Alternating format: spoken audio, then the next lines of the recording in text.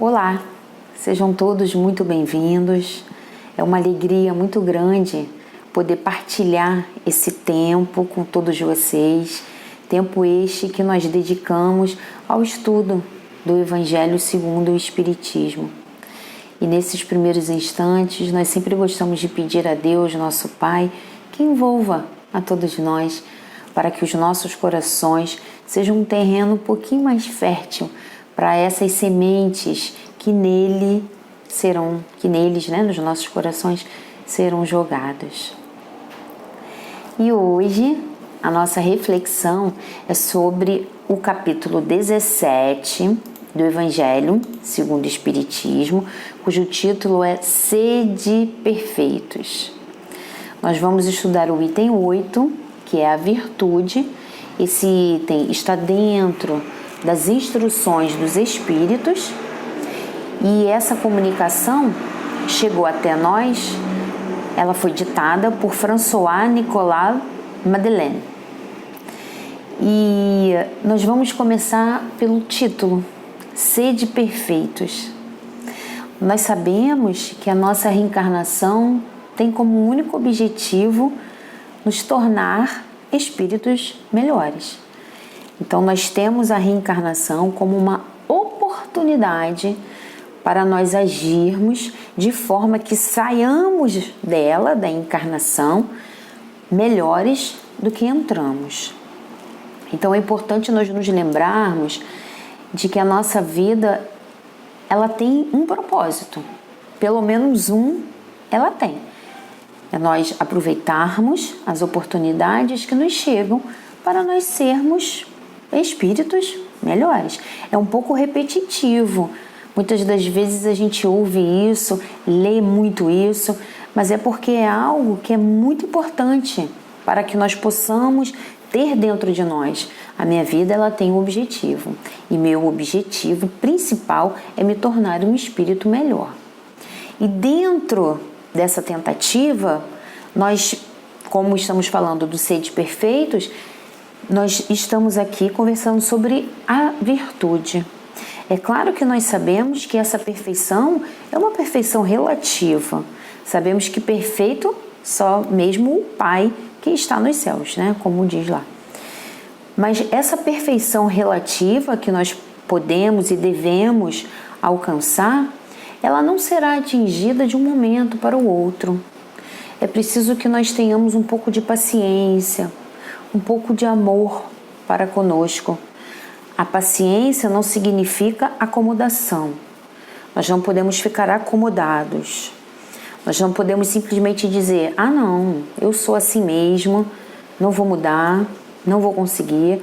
Eu tenho 55 anos, eu tenho 85 anos, sempre fui assim, não vai ser agora que eu vou mudar. Vamos nos lembrar de que as nossas reencarnações são solidárias entre si. Então, o que eu conseguir caminhar em uma reencarnação vai fazer parte do meu tesouro, vai me beneficiar em primeiro lugar. E quando eu reencarnar em uma próxima oportunidade, que nós não sabemos quando será, eu já vou estar naquele patamar ali. Mas poxa, eu vou mudar agora com 85 anos? Sim. Nós não sabemos o que a decisão, o que a atitude de mudarmos vai de fato ser para nós. Às vezes nós achamos que é uma bobagem, que é uma besteira. Poxa, mas eu vou melhorar só nisso? Poxa, mas eu vou mudar isso? Isso é tão pouco. É tão pouco. Mas se é o pouco que nós estamos conseguindo, vamos fazer. Porque daqui a pouco nós vamos fazer um pouquinho mais e outro pouquinho mais. E assim nós vamos seguindo. Vamos nos lembrar de que reconhece-se o verdadeiro espírita pelo esforço que ele faz em domar as suas más inclinações. E nós precisamos sempre de um estímulo. Nós precisamos sempre estarmos atentos àquilo que nós queremos alcançar. E não podemos desanimar. Tem uma página no livro Caminho, Verdade e Vida, eu não vou me lembrar agora o número, que ele fala para nós da importância de nós ficarmos longe do verme do desânimo. Porque o desânimo elimina as nossas possibilidades. Tudo aquilo que nós poderíamos ser acaba não sendo, acaba não se concretizando, acaba não se realizando. Porque nós desanimamos, nós desistimos, nós achamos que não vai dar certo, achamos que não vai valer a pena. Mas nós não podemos agir assim. Nós temos sempre que ter bom ânimo. Tem de bom ânimo. Eu venci o mundo. Não foi isso que Jesus disse para todos nós? Então, dito isso, eu vou ler o primeiro período que tem lá no Na Virtude. Porque Madeleine diz para nós o que é a virtude. A virtude, no mais alto grau, é o conjunto, gente, é o conjunto de todas as qualidades essenciais que constituem o homem de bem. E nós sabemos que as qualidades que constituem o homem de bem são várias. Só que nós não podemos iniciar um processo olhando para o fim. Eu não posso olhar para mim agora e me comparar, por exemplo, com o próprio Jesus. Eu não posso. Eu não posso olhar com alguém que já está no fim, que já passou por todo esse processo. Então é importante nós nos lembrarmos que nós somos seres imortais a caminho da luz, a caminho da luz. Só que essa luz, ela só vai ser alcançada se nós nos movermos até ela, se nós formos até ela. Ela não virá até nós. Nós temos o Evangelho, nós temos tudo aquilo de que necessitamos para seguirmos em nossa caminhada, mas nós não podemos desanimar. Então, quando diz aqui para nós, né, Madeleine, que a virtude no mais alto grau é o conjunto de todas as qualidades essenciais que constituem um homem de bem, está dizendo que nós temos que começar por algum ponto. E segue o texto.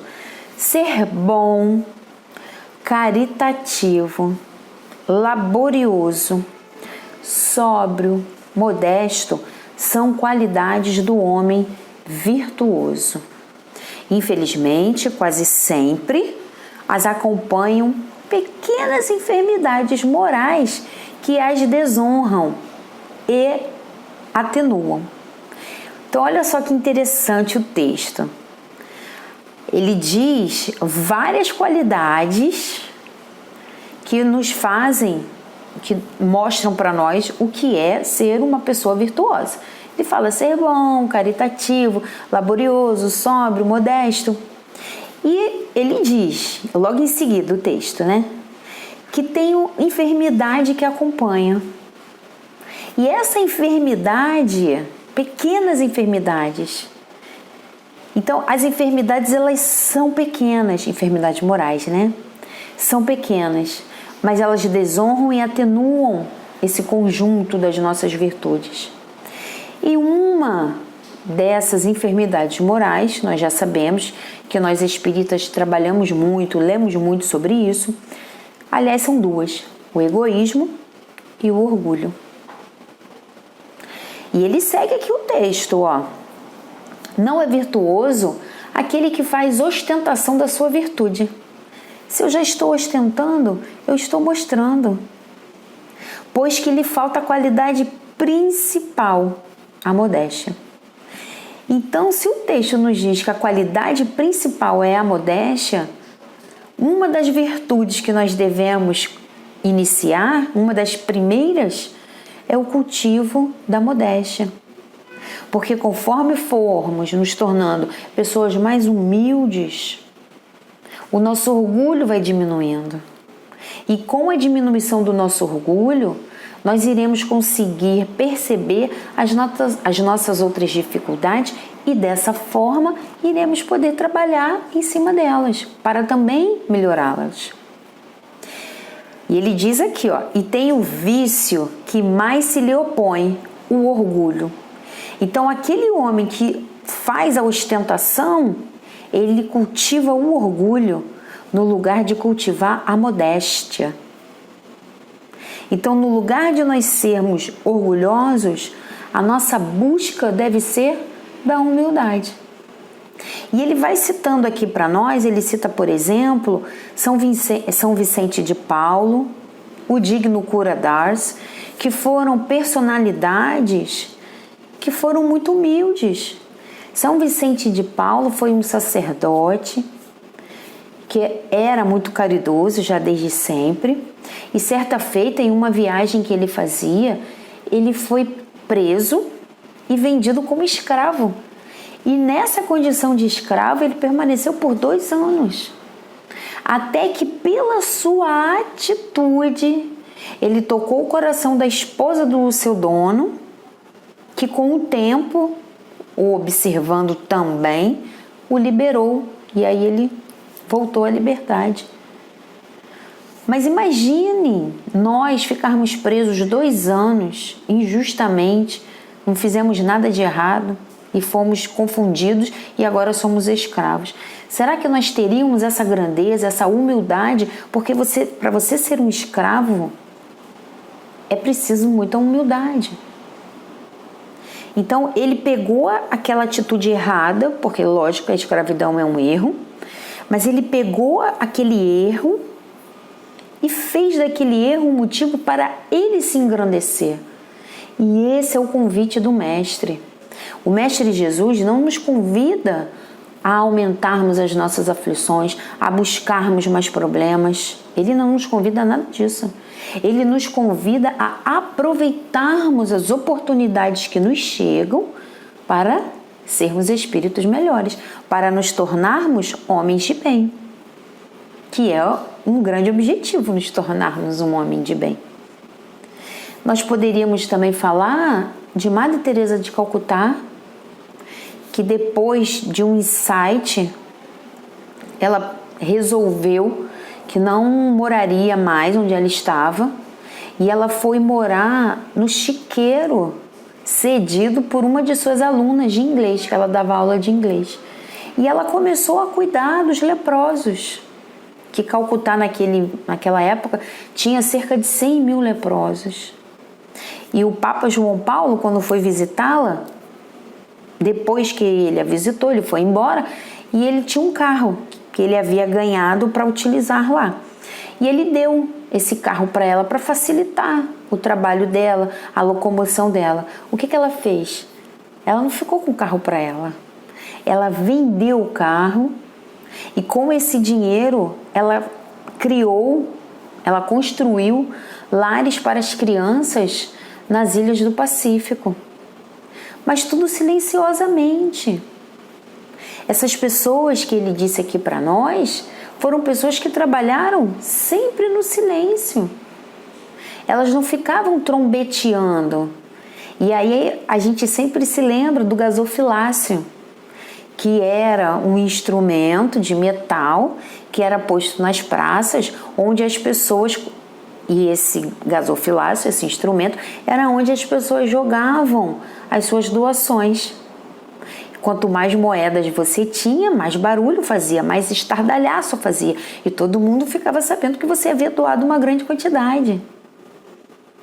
Só que quando nós fazemos isso, quando nós nos mostramos, como já diz também nessa passagem, nós já ganhamos o que tínhamos que ganhar. Porque já ganhamos no mundo. Nós já tivemos o reconhecimento do mundo. E nós sabemos que o que nós temos que buscar é o reconhecimento do céu, não é o reconhecimento do mundo. Porque o reconhecimento do mundo é passageiro. Ele não dura. Já o do céu vai ficar conosco, não é verdade? Aí ele diz assim o texto, todos esses homens de bem ignoravam que fossem virtuosos. Deixavam-se ir ao sabor de suas santas inspirações e praticavam o bem com desinteresse, completo e inteiro esquecimento de si mesmos. Eles não pensavam neles, eles faziam o bem pelo bem. Nós poderíamos falar de Chico, poderíamos falar de Bezerra de Menezes, tantos exemplos que nós temos de pessoas que trabalhavam em silêncio. Elas não ficavam mostrando para ninguém o que elas estavam fazendo. E em relação a isso, eu trouxe aqui para nós, lá no Livro dos Espíritos, vale a pena dar uma lidinha, quem tiver interesse, no capítulo 12, da perfeição moral. O título, As Virtudes e os Vícios. E Kardec pergunta, na questão 893, qual a mais meritória de todas as virtudes? Toda virtude tem seu mérito próprio, porque todas indicam progresso na senda do bem. A virtude sempre que há resistência voluntária ao arrastamento dos maus pendores. Então já existe dentro de nós uma virtude se nós conscientemente falamos, não, eu não vou falar mal de ninguém, não, eu não vou reclamar, não, eu não vou fazer isso, eu poderia fazer isso, não tem ninguém, entre aspas, né, vendo, mas eu não vou fazer. Nós próprios nos seguramos. Ele diz, a virtude sempre que há resistência voluntária ao arrastamento dos maus pendores. E nessa parte que fala resistência voluntária, me faz lembrar um mito de Giges, que está na República, né, escrita por Platão. E Giges era um pastor e todo mundo dizia, nossa, Giges é tão virtuoso, Giges é uma pessoa tão bondosa, Giges é isso, Giges é aquilo.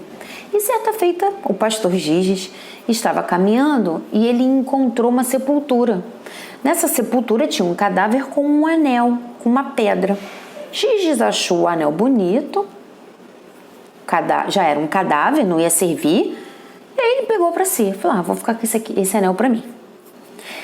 Só que em determinado momento, e a vida seguiu, em determinado momento, Giges percebeu que quando ele girava o anel dele, quando ele colocava a pedra do anel para trás, ele ficava invisível. Ele falou, será verdade? E ele fez vários testes e realmente percebeu. Todas as vezes que ele girava a pedra para trás, ele ficava invisível. E o que fazia Giges quando a sua pedra estava virada para trás e que ele estava invisível? Ele fazia tudo de errado. Ele era desrespeitoso, ele roubava, ele matava, ele fazia tudo de errado. Por quê? Porque não tinha ninguém vendo. Mas quando ele estava com a pedra virada para frente, aí ele era o Giges virtuoso. Então, quando diz aqui para nós resistência voluntária, não é por causa do outro, é por causa da nossa consciência. Não, eu já sei que isso aqui é errado, então eu não vou fazer. Quando nós resistimos, nós já estamos demonstrando uma virtude. E continua aqui, a questão 893. A sublimidade da virtude, porém, olha só, a sublimidade da virtude, porém, está no sacrifício do interesse pessoal. O interesse pessoal. Não era isso que estava dizendo lá no Evangelho? Que aquelas pessoas eram pessoas que agiam no bem, mas que não pensavam em si próprias, elas simplesmente ajudavam o próximo, sem pensar no que elas ganhariam. A sublimidade da virtude, porém, está no sacrifício do interesse pessoal, pelo bem do próximo, sem pensamento oculto. Sem pensamento oculto. A mais meritória é a que assenta na mais desinteressada caridade. E não é o que o Evangelho está dizendo para nós? Que São Vicente de Paula, Cura d'Ars, o próprio Chico, Teresa, eles não eram pessoas caridosas? Eles faziam o bem sabendo que aquelas pessoas que estavam recebendo aquela doação deles não poderiam devolver para eles na mesma moeda. Então não tinha interesse oculto. O interesse era o bem pelo bem, era o auxílio pelo próprio auxílio. E é isso que a questão 893 está dizendo para nós. Só que como que nós vamos ser desinteressados se nós formos egoístas? Não dá. Como é que nós vamos pensar no outro e fazer tudo sem que ninguém perceba se eu sou orgulhosa? Não, eu quero que todo mundo saiba o que está acontecendo. Eu vou ajudar e ninguém vai saber? Não. Eu tenho que deixar, como o próprio Evangelho diz, né? Eu tenho que deixar um dedinho lá, ó, para as pessoas chegarem à conclusão de que fui eu quem fez aquilo ali. Então, o desinteresse pessoal, a caridade, eles formam a virtude mais sublime. E é o que essas personagens que constam no Evangelho tinham. Eu vou ler aqui agora uma outra partezinha do Evangelho, tá? Que fala para nós sobre a virtude. Não imiteis o homem que se apresenta como modelo e trombeteia ele próprio suas qualidades a todos os ouvidos complacentes. A virtude que assim se ostenta esconde muitas vezes uma imensidade de pequenas torpezas e de odiosas covardias. Olha que palavra forte. Vamos fazer, sim, mas sem alardear. Vamos ser caridosos, mas sem alardear. Às vezes é comum nós desculparmos alguém por um erro e falarmos, está vendo como eu sou uma pessoa boa? Eu estou te desculpando.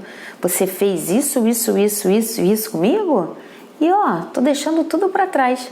Só que como que está deixando para trás se está falando para a pessoa o que está fazendo? É algo para nós pensarmos, sem humilhar o outro, né? Vamos fazer por fazer, porque nós sabemos que é o correto, porque a nossa consciência já acusa, já diz para nós o que nós devemos fazer. Uma outra parte diz assim para nós, ó, em princípio, o homem que se exalça, que ergue uma estátua à sua própria virtude, anula por esse simples fato todo o mérito real que possa vir a ter. Então ele já anulou, tudo que ele fez já está perdido. É claro que a gente não pode se esquecer, né, que todo bem ele está guardado em prol daquele que o praticou. Só que esse bem, ele poderia gerar mais frutos. Mas como eu fico falando para todo mundo, como eu fico trombeteando, como eu fico me mostrando, isso já diminui, porque mostra muito o meu orgulho. E para eu trabalhar o meu orgulho, eu preciso educar os meus sentimentos. Se eu não educar os meus sentimentos, se eu não me esforçar, eu não vou conseguir amealhar os tesouros verdadeiros. E eu trouxe aqui, para nós finalizarmos essa nossa conversa, um trechinho do livro Fonte Viva, lição 177, Riqueza para o Céu. Olha o título, Riqueza para o Céu. Ajuntai tesouros no céu. São palavras de Jesus que podem ser encontradas em Mateus capítulo 6, versículo 20.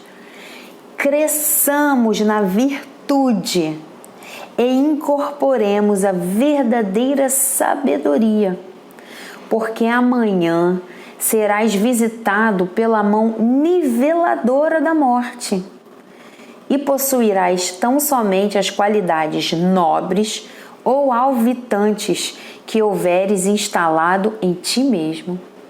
Então, de que vai adiantar se eu mesma construir aquela estátua para mim, se eu construir um mausoléu, se eu mesma construir algo que vá me fazer ficar famosa? Porque quando a mão da morte do corpo físico vier, ela vai nivelar todos nós. E esse nivelamento aqui na Terra é porque todos nós vamos deixar o nosso corpo. Todos nós vamos deixar todos os nossos bens materiais aqui. O que vai conosco? Só as nossas qualidades nobres ou as nossas qualidades alvitantes. O que nós queremos? Qual é o tesouro que nós realmente queremos juntar? Eu acredito que seja o tesouro da virtude verdadeira. Eu acredito que seja realmente nós nos tornarmos pessoas melhores. E para isso, nós precisamos ter consciência, nós precisamos ter foco, nós precisamos nos voltar de fato para aquilo que importa. Mas devemos fazer isso, como diz-nos o Evangelho, de forma voluntária. Não porque tem alguém olhando, Porque se nós nos lembrarmos o que nos diz Paulo, nós somos sempre observados por uma nuvem de testemunhas. Não é porque não tem ninguém encarnado perto de nós que nós estamos sozinhos. Nós já sabemos disso. Será que se nós tivéssemos um anel igual ao de Giges, nós agiríamos da mesma forma com um anel com a pedra para frente e com a pedra para trás? Como será que nós agiríamos?